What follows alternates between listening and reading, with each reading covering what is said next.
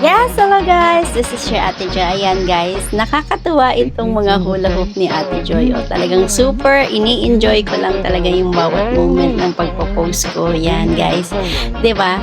So, kasi parang naalala mo yung mga araw ng mga bata ka pa, yung wala kang ginawa, kundi lalabas ng bahay, mag-hula hoop, pakipaglaro sa mga kaibigan mo, 'di ba? Ganun lang naman yung mga bata eh. Pero syempre, kapag gantong age mo na, iba na yung mo yung thinking mo, syempre unahin mo talaga yung mga dapat nating unahin. Kaya lang syempre naisisingit pa rin natin yung paghuhulog ng ganyan, no, 'di ba?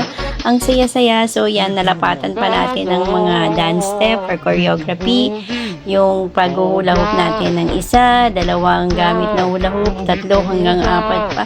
So, yan guys, nakakatuwa talaga yan. So, sa mga gustong makijam kay Ate Joy, guys, PM nyo lang ako, puntaan kayo dyan, yung mga friends natin dyan sa Marikina, guys.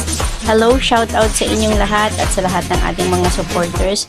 Sana naaliw ko kayo sa aking paghuhula hoop, guys.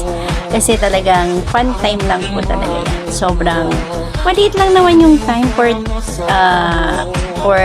allowing yan kasi mga isang take lang naman, then tapos na.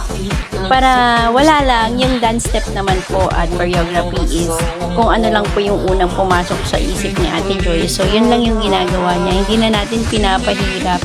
At syempre, nanggagaya lang din tayo sa ibang mga choreos na napapanood natin. Then, yun na, that's it. Tapos agad. So, kaya shout out po sa mga followers natin dyan. At sana dumami pa po kayo.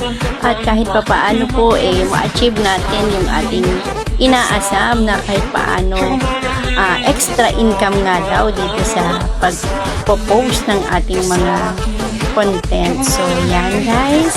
Sipagan lang natin. Kaya lang syempre, minsan marami tayong ginagawa. Kaya, yun lamang po muna.